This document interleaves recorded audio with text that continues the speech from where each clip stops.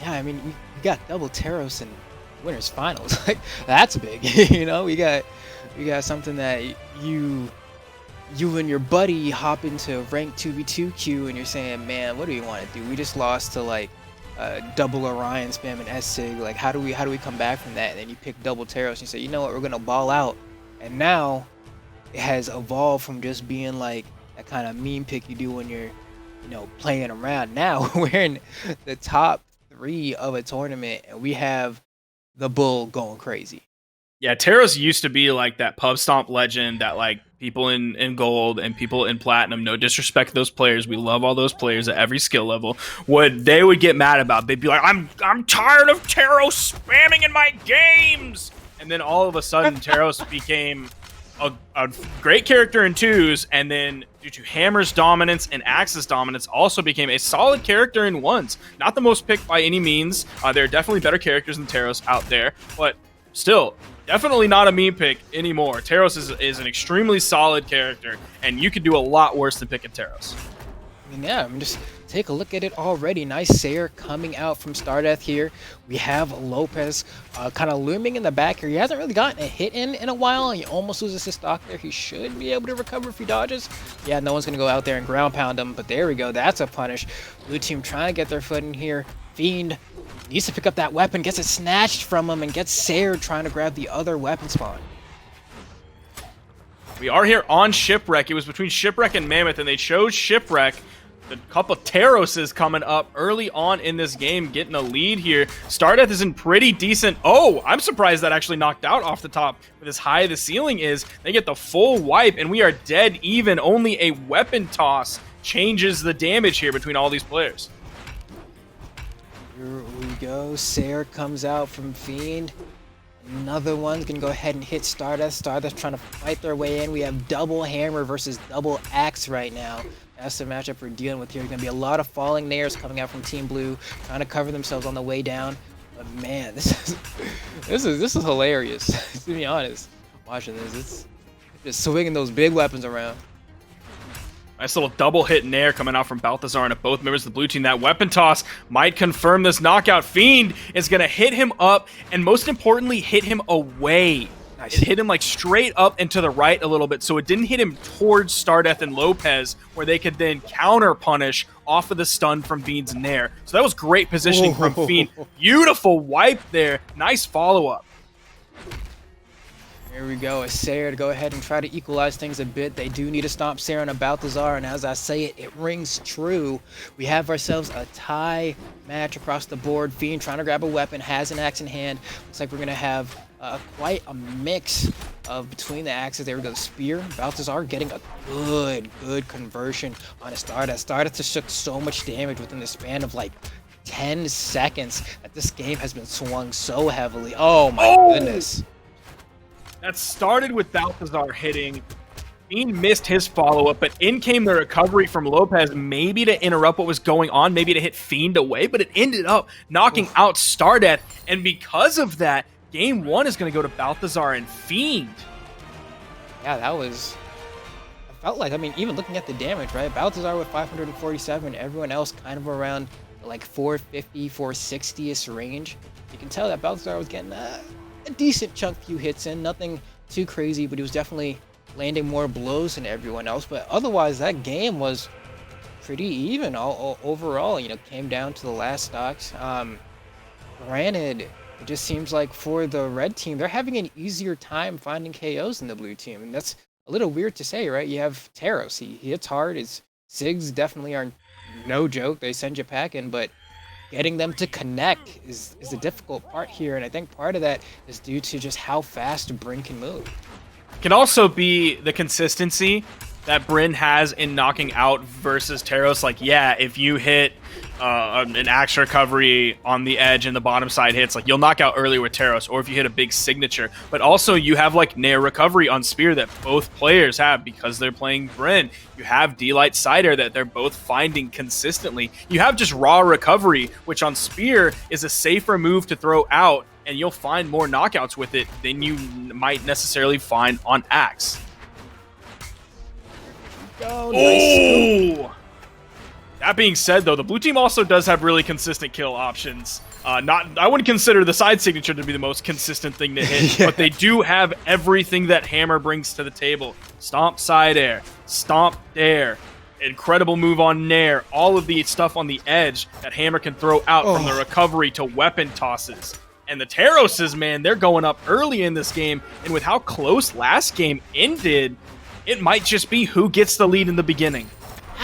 That is 3 times now Lopes has been able to successfully get through Bryn Ensig twice with a Sabat dodge, which I already think is like, you're crazy if you're confident enough to do that. And the 3rd time he was able to use the iframes on the chase dodge to go right through it. I don't know how he was able to do that so many times in a row consistently. That move is quick.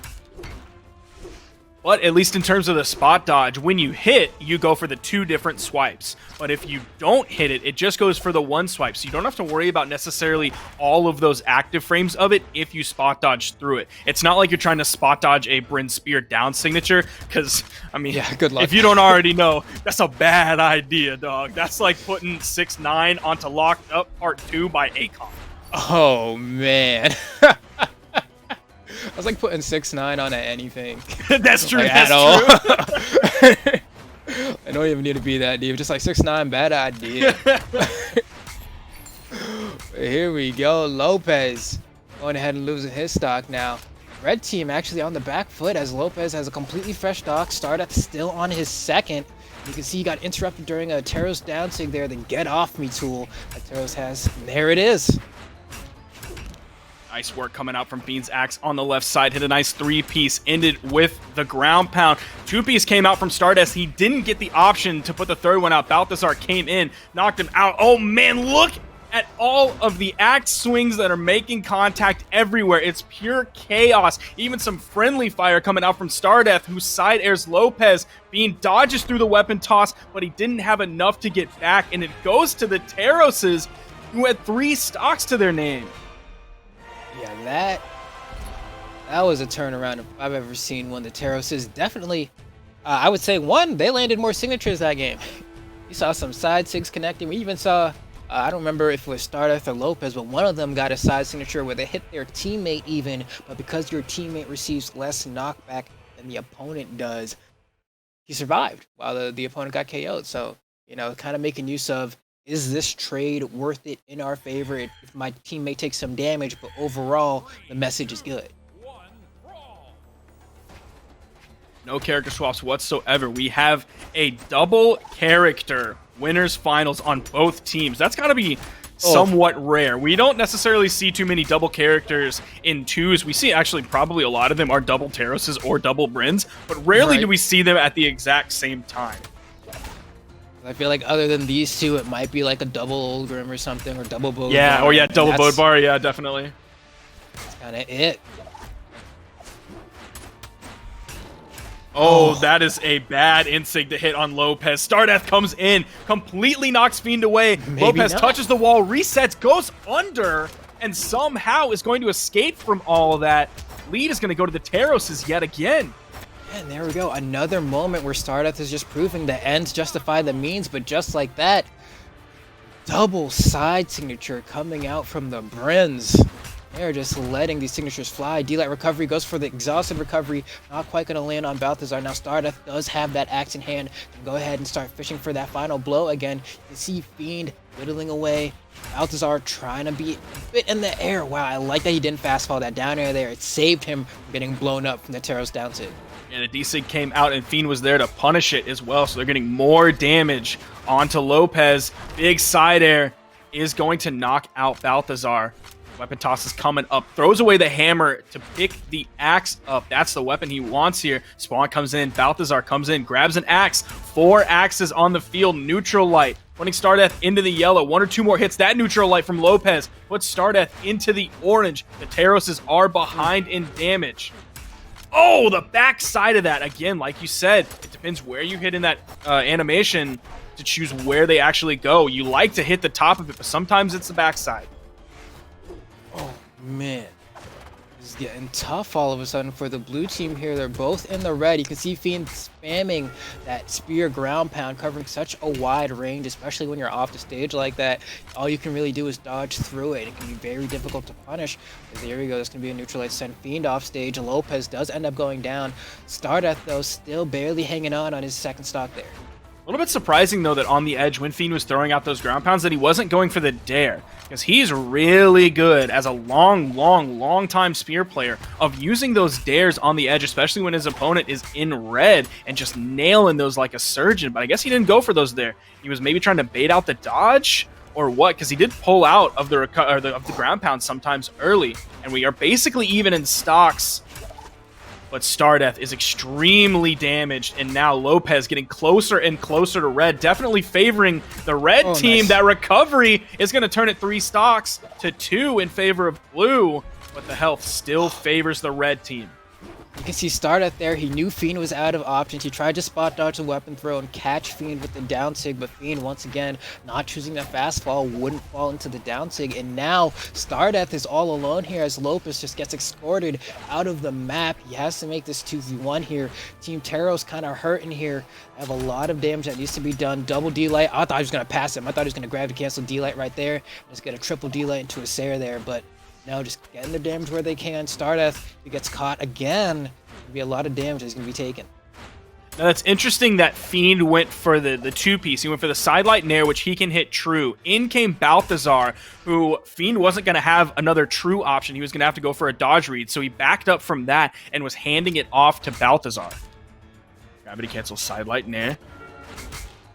Man, Stardeath is taking a lot of damage.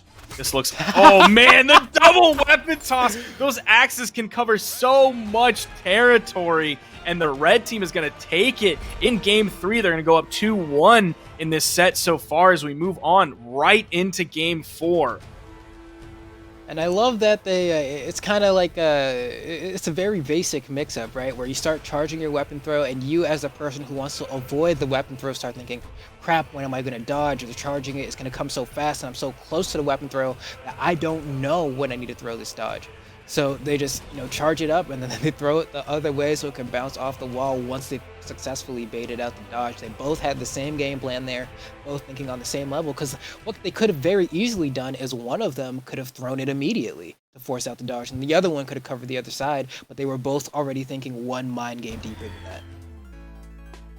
Yeah, that is an interesting point, because you can go multiple ways with it of, like, focusing on covering as much space, where you throw it side by side directly down at the same time, or you can focus on timing, where you throw one to get the dodge and then throw the other where they can't dodge through it. So there's definitely like a lot of levels to that, like you said. Man, Crystal Temple, you got jams. Ooh, oh man, you give them the space. Lopes overcaught sleeping on the left side, and Fiend and Balthazar just jumped Stardeath and took him out. Oh, and Fiend is hunting up there, using that chase dodge up, trying to get more hits in the skies. Seeing a lot of nairs come out from these axe players, wanting to throw out kind of their least committal option in the air, right? You kind of drift with it. It's kind of hard to punish. It covers both in front and in back of you, but oh my goodness. What a deletion of Fiend stock. From Balthazar there. He was stuck in the middle, took a hit, gave a hit, and then chase dodge out behind, and then threw out another hit to get from in between to behind the blue team. Fiend with a big side air. That was an orange knockout and another knockout as well. He hit that first one so far to the left side, so he was able to KO, even though there wasn't too much damage built up on that stock. Oh, no. Balthazar! Oh my gosh, do not take Fiend and Balthazar to Crystal Temple. Yeah, clearly this was not the play. I mean, Balthazar finally losing that first stock to a weapon throw there, but he almost hit him with the what used to be the 0 to death on Twilight Grove, where he would hit him with the D-Light into the chase dodge nair, jump recovery. He gave him the whole kit and caboodle. Oh, that gravity cancel side light was sick! Somehow, man, blue team is fighting back, and they're fighting back hard. They still have a lot of damage on their stocks. Starting to build up some damage on the Balthazar. That is going to take him out. Lopes alone Stardeath being taken out so early in this game after getting focused in the very beginning by Fiend and Balthazar, just targeted throughout that entire game. Now, I don't know what Lopes is going to do here, man. Has a lot of work to do. Doesn't even have a weapon. All right, that'll work. A little bit of friendly fire. He's able to pick up a weapon. Stomp Sarah. Might be able to get one of Balthazar's 2 stocks. But then he still has a fresh stock of Fiend basically worked with and another fresh stock from Balthazar. Finally gets rid of that second stock of Balthazar. Come down with the fresh one. And Lopes, no weapon again. Balthazar is able to grab that spear, and this is where it's going to be really difficult for Lopes to come back, because even if he hits either person, oh man, D-Light GC Insig, if he hits either person, they're not going to go flying far. He's going to end up falling there. Like in the beginning of that 1v2, he had one person in red, so like you hit an axe side air, even if it doesn't lead to the kill, that sends them flying to the other side of the screen, and then you can focus on a small timeline, this small window where you can 1v1 one of your opponents. But then, even if you get the knockout, they respawn back in, and you hit them with a side air. They're not going anywhere because they're in white. They're in early stages of yellow. They're going to be right there. Their teammates going to be there ready to punish, and they don't have to worry about hardly